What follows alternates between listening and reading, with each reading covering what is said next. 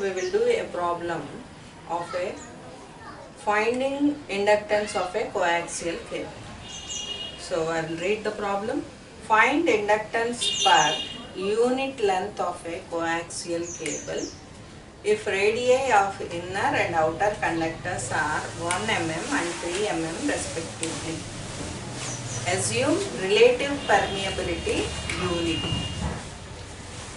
So here the data is given, and what he asked to find, he asked to find inductance per unit length. We know the formula for inductance is L equal to mu d by 2 pi log natural logarithm log of B by A henries. So what is the inductance per unit length will be L by D. So L by D is equal to mu by 2 pi log of B by A Henry per meter. So this he asked, and we know the data. What is the data given? The inner radius is going to be A, outer radius is going to be B, and mu is its relative permeability, and mu r is given as unity. So mu will be mu naught, so 4 pi into 10 to the power of minus 7. So we can do the problem. Here, what is mu? 4 pi into, mu is mu naught, 4 pi into 10 to the power of minus 7 by 2 pi is a constant, and log ln log B by A. What is B? 3 mm. So we have to convert it into meters. So 3 into 10 to the power of minus 3 meters divided by A will be 1 into 10 to the power of minus 3 meters. So these two will be cancelled out. Log 3 will be finally left. So what is L by T? Inductance per unit length will be, I will give the textbook answer, you can check it. 0.2197 microhenry per meter. Microhenry per meter. So this is the answer. Very easy and straight problem.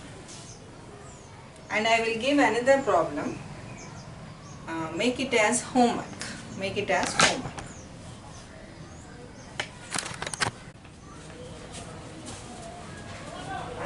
Now we deal the topic mutual inductance. In the previous topics we learnt about the self-inductance. That is, we will have only one current carrying conductor wound as a coil. So we deal the properties of that single coil.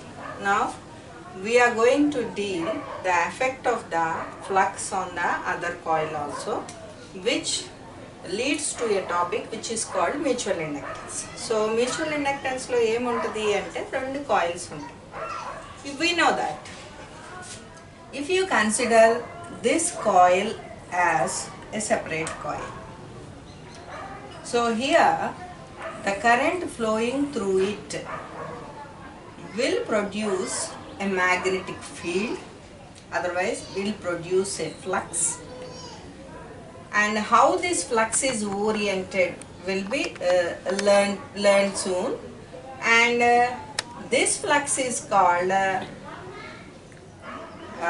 the self-inductance, and that means this will create some inductance which is called self-inductance due to the flux of this own coil. And if you place another coil which is close to the first coil, it is not directly in contact with the first coil, it is close to the first coil. The distance between these two will be very less. Then what will happen? Due to the current flowing through this coil, it will create its own flux, which leads to a conductance which is called, inductance which is called self-inductance, and which is known as phi 22. Why I have taken two subscripts that you will be known soon, and there will be another quantity which is called mutual flux or flux linkage from one circuit to the other circuit, which will create a new quantity which is called mutual inductance, So finally you have to understand one thing, that this coil, current flowing through this coil will produce the inductance in the coil itself, and it will produce a flux that which links with the other coil, so it will produce another flux also. So totally we will have 4 flux components. What are they? First is the self flux, that is the flux created in the coil itself and which is not connected to any other circuit. This is called phi 11, which is known as the flux created in the first circuit, and this is called phi 22, which is the flux created in the second circuit itself, and the quantity which is called phi 12 is the flux created due to the current flowing in the first coil, that is I1, the flux created due to I1 and which is linked to the second circuit, that is called phi 12. You have to remember one thing, that the first subscript 1 which represents the current I1, and here phi 21. Phi 21 is the fourth flux quantity. What is phi 21? The first subscript will represent the current I2. That means the current flowing I2 in the second circuit will produce a flux such that flux will be linked with the first circuit, that is nothing but phi 21. So this 2 represents the second circuit current, that is I2, and 1 represents this flux which links to the other circuit, that is the first circuit.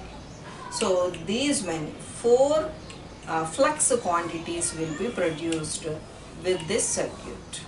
So I will explain how this arrow mark is going to be taken, and due to this arrow marks only we will find an equation which we learn in electric circuit analysis, dot rule అని వస్తుంది. ఆ dot rule దీంతోనే form అవుతుంది. Let me explain it.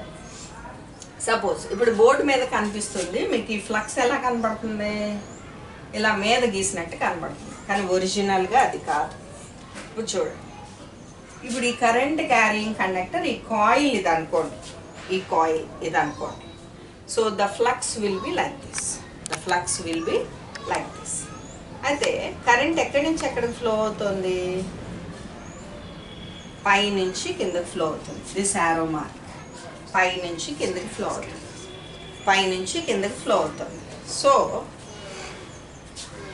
పై నుంచి కిందకి current flow అయితే current direction కనుక right hand థంబ్తో చూపిస్తే your fingers will show the magnetic field around it.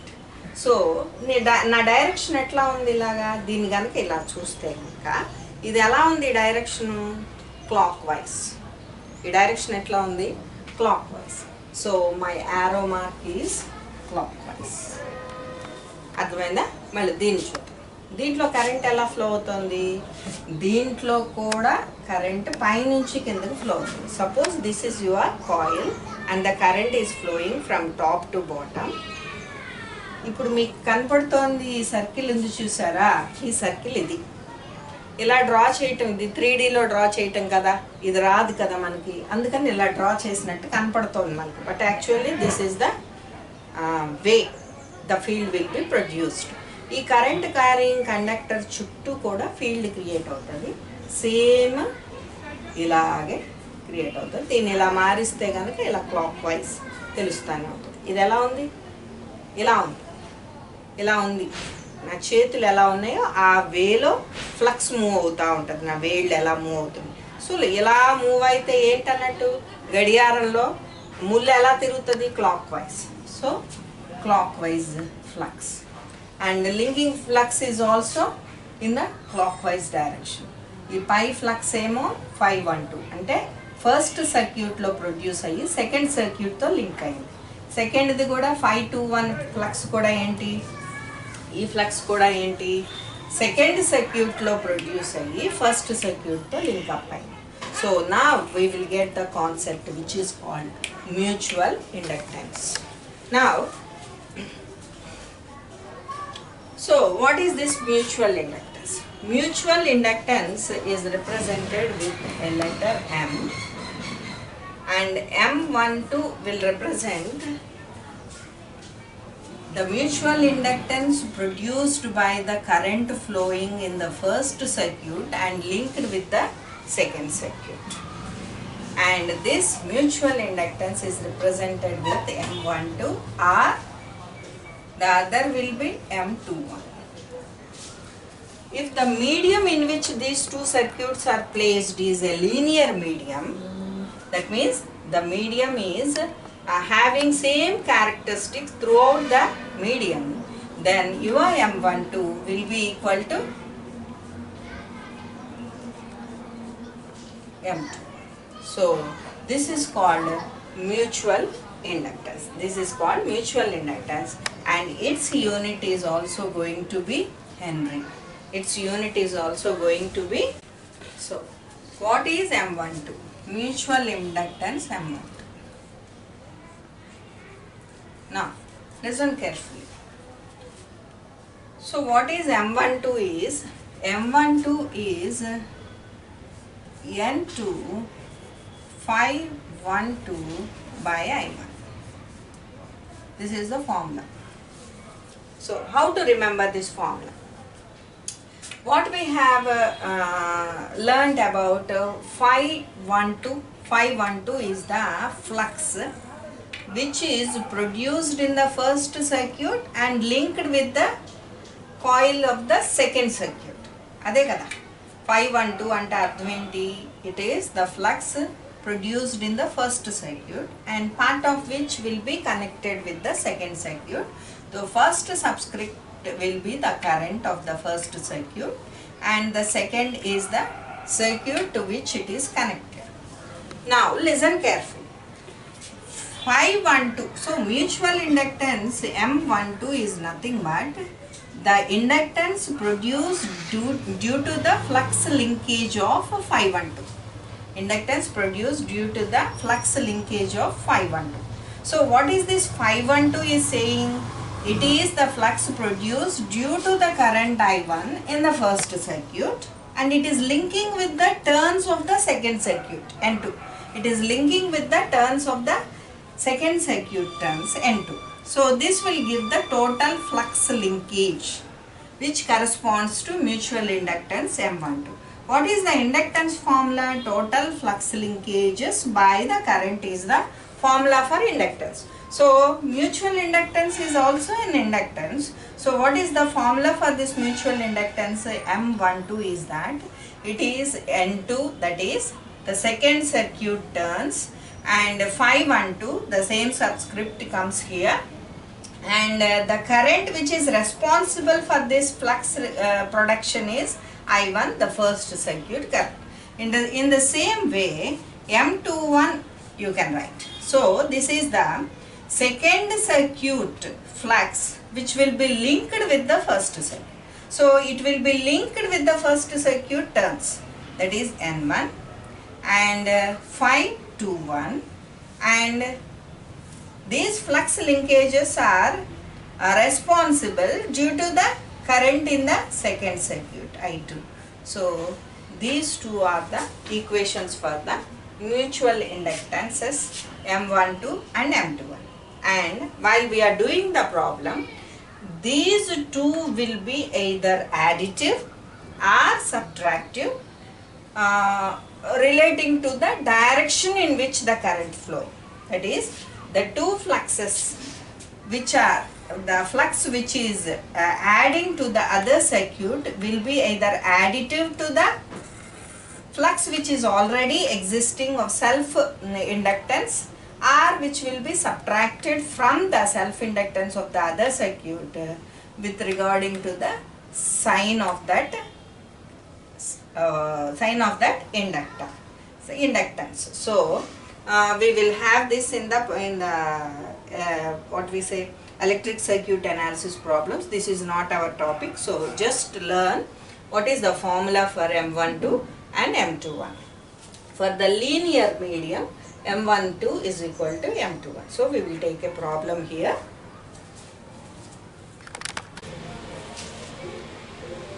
So we learned about the mutual inductance, and here is a problem. A solenoid with N1 is equal to 2000 turns, R1 is equal to 2 centimeters, cross sectional area radius is 2 centimeters, and L1 is equal to length of the solenoid will be 100 centimeters. This is concentric within a second coil of N2 is equal to 4000 turns, and R2 is equal to 4 centimeters, N2 is equal to 100 centimeters. Find mutual inductance assuming free space. Now, to find the mutual inductance, we know that mutual inductance M12 and M21. These two are the mutual inductances possible. And a solenoid with these turns is concentric within a second coil. ఇక్కడ ఒక second coil ఉంది. ఈ second కాయిల్లో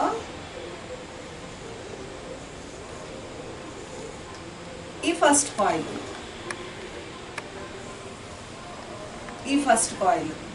so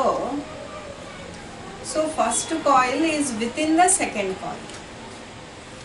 So here this coil turns are 4000 and the first coil turns are 2000, and we have to assume something here, that here the first solenoid is having a length of 100 centimeters. It is having a length of 100 centimeters, which is very long when compared with its cross sectional area radius of 2 centimeters. So in these type of solenoids, whatever field is there inside, magnetic field inside this solenoid material, and that field will not spread out of the space. That means whatever field is produced will be within this material and nothing will be spread out. That means this H and B will not be out of this coil. So whatever field is produced, whatever flux is produced, that will be linked with the other coil. That is the main point you have to consider here. Now what I want to find is what is the flux produced in this coil, that I have to find. So for that, first of all I have to find the field produced in that H1.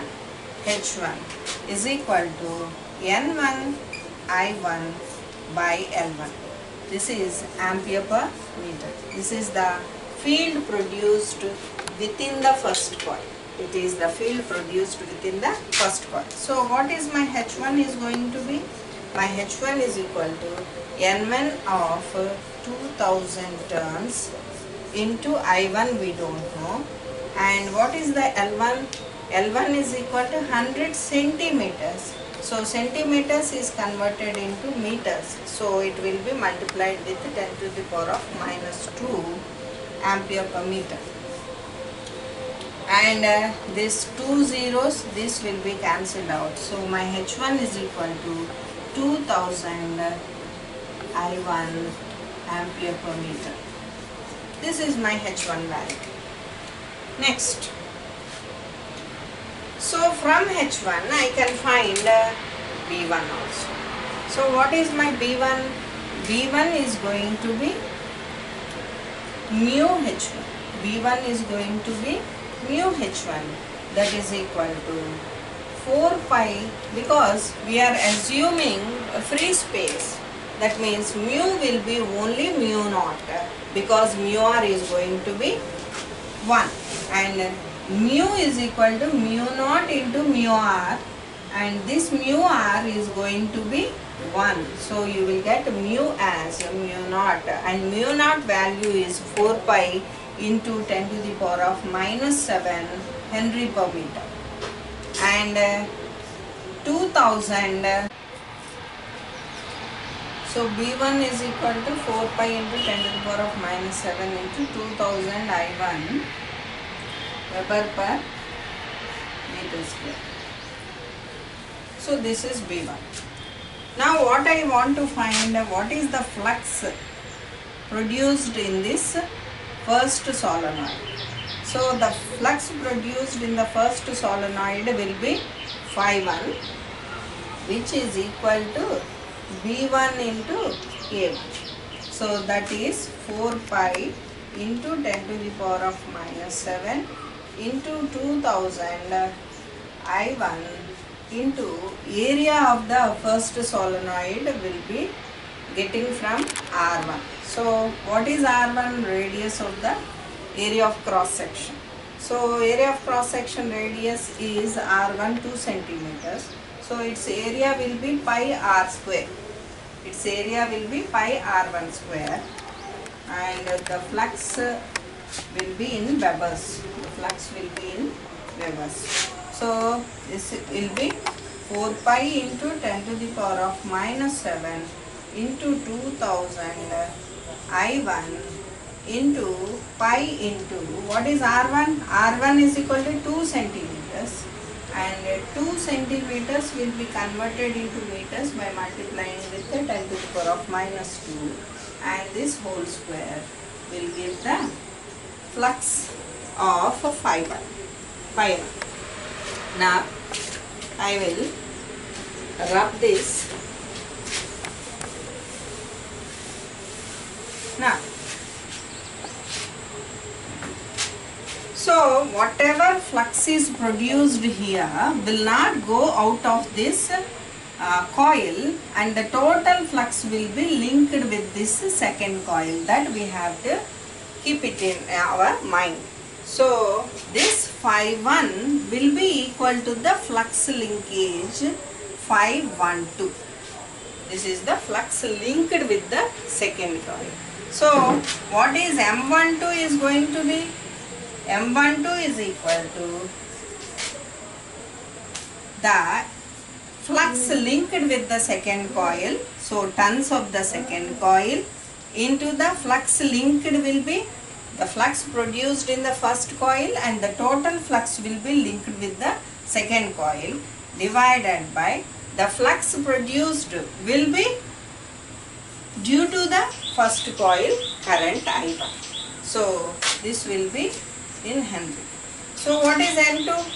N2 is going to be 4000 into, what is phi12? Phi12 is nothing but phi1. So 4 pi into 10 to the power of minus 7, what you got there? 2000 I1 into 2 into 10 to the power of minus 2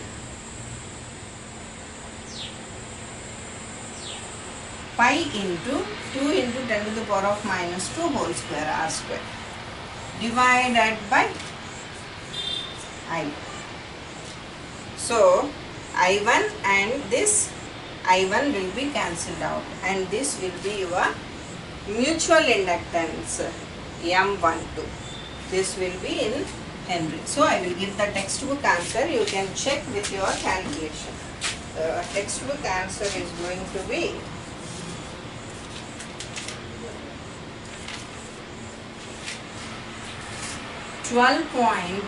M12 is equal to 12.633 millihenries. So this is my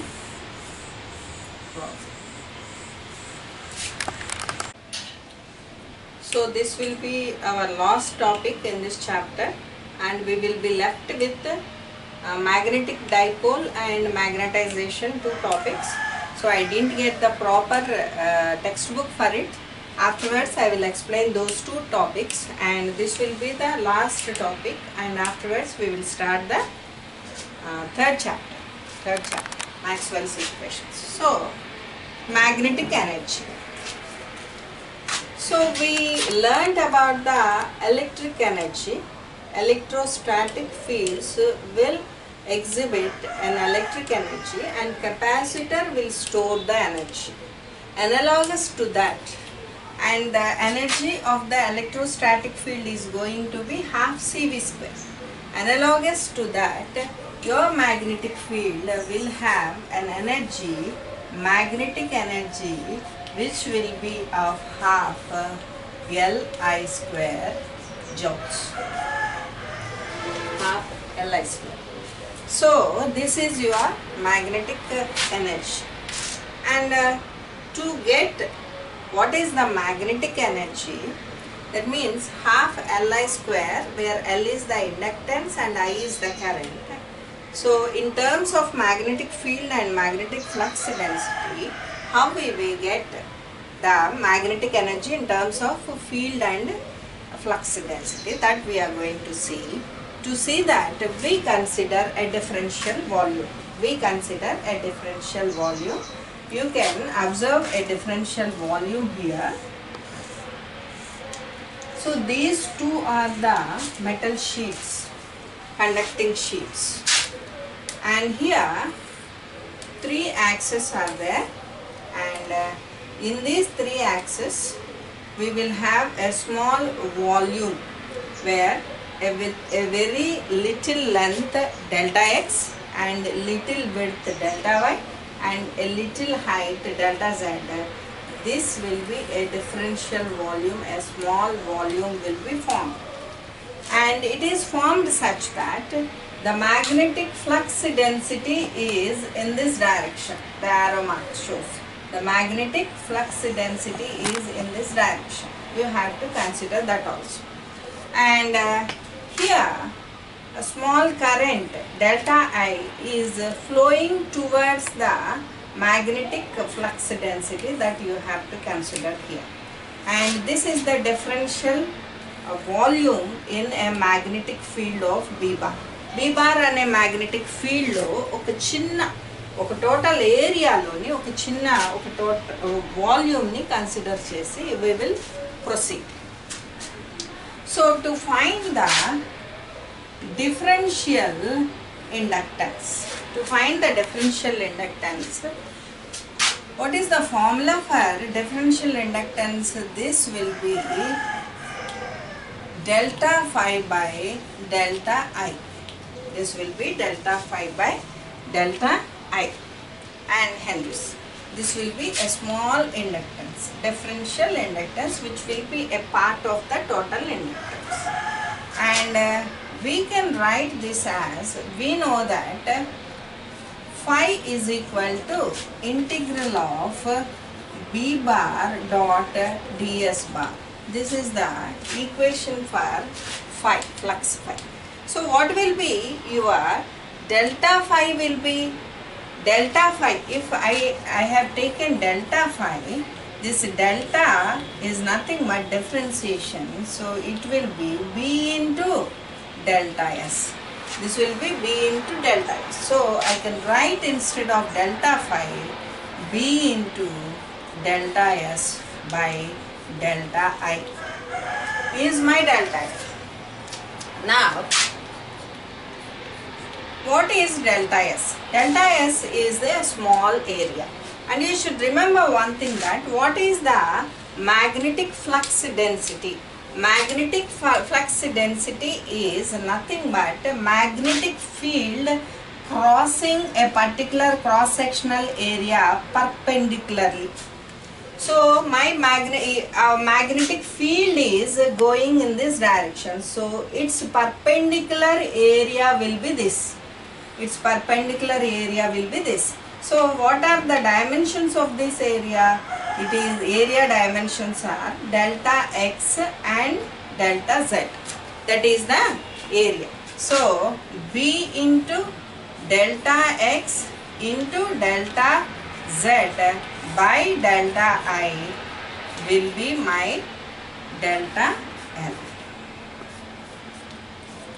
I hope you understood this. So magnetic flux density is crossing perpendicularly this cross-sectional area, and this cross-sectional area is formed with the x-axis and the z-axis. So what is the length? Delta x. And what is the width? Width or height, which is going to be delta z. So this is my area. Now to find delta I must express this delta I in terms of field intensity H.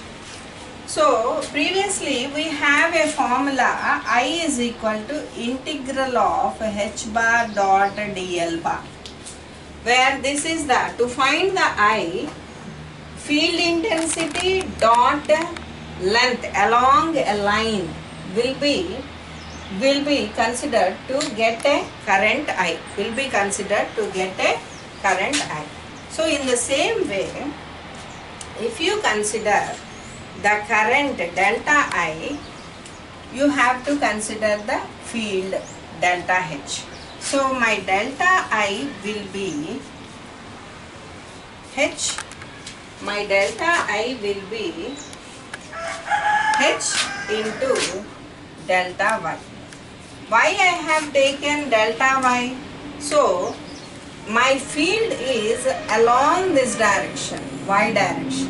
So I have to consider delta Y. So dl bar along the length.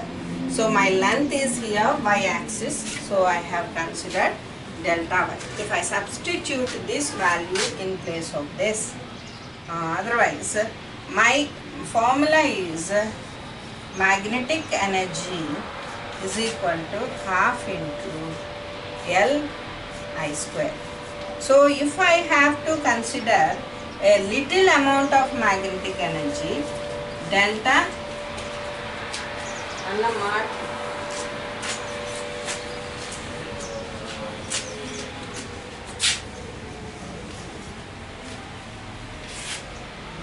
Wm is equal to half into delta L into delta I whole square.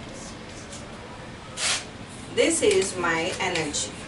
So what is delta L? Delta L is equal to, I will rub it and write it over here.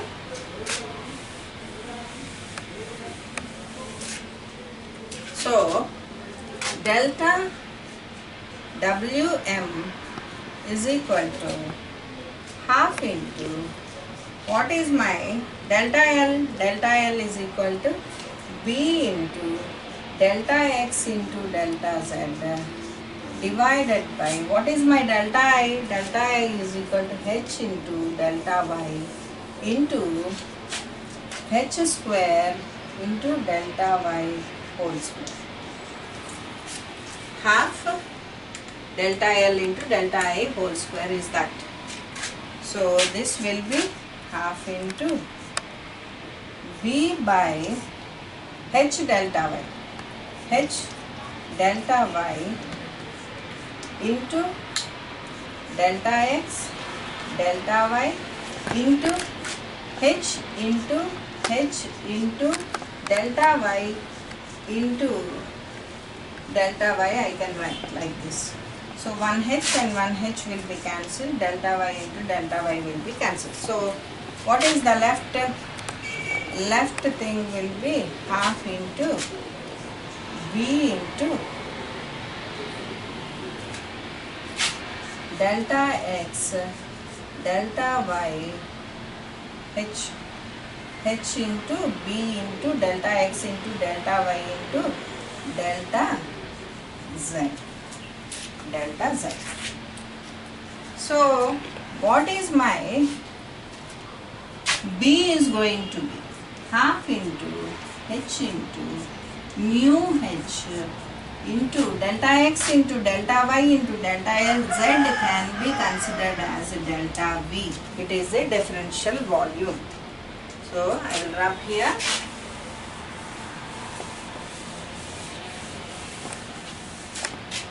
So my small energy, infinitesimal energy delta Wm will be mu half mu h square delta V. So this is my magnetic energy. So if I consider a magnetostatic energy density, why I am considering magnetostatic energy density? To remove this delta V. So magnetostatic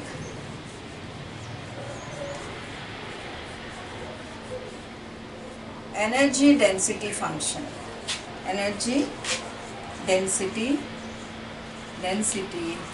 function is going to be small Wm is equal to limit delta V tends to 0, Wm divided by delta V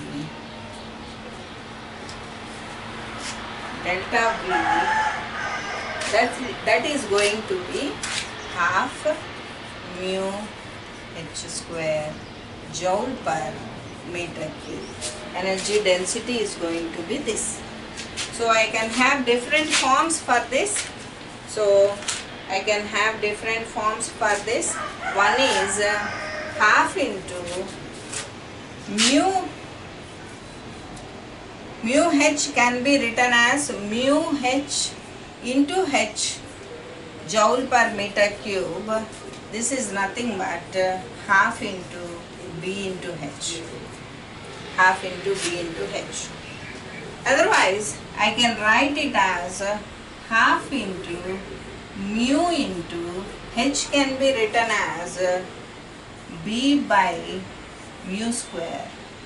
So B square by mu square, from this formula mu into h square is equal to B square by mu square, that is equal to half into B square by mu. So these are different forms of the representation of the energy in terms of magnetic field intensity and magnetic flux density. So this is the this is about the magnetic energy, and this is the magnetic energy density function is there.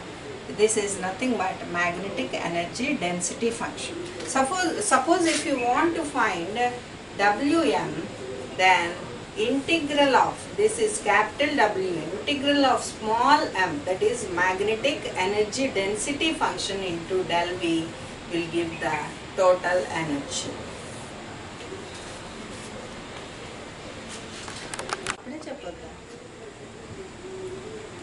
So here I wrote, instead of delta Z, I wrote delta Y. Please rectify it. So this will be delta X, delta Y and delta Z. We are left.